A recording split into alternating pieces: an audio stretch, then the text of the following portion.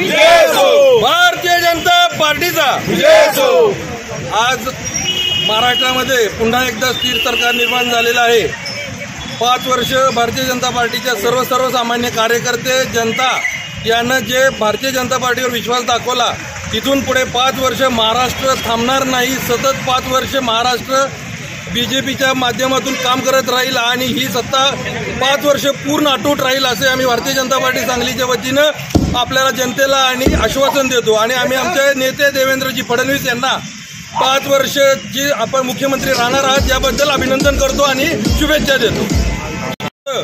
5 वर्ष जे काम केलं आणि गेले 10 वर्ष दादांचा विकास काम पाहता मंत्रिमंडळात स्थान मिळेल अशीही मी देवेंद्रजींकडे भारतीय जनता पार्टीच्या वतीनं माध्यमातून आपल्याला विनंती करतो। भारतीय जनता पार्टीचा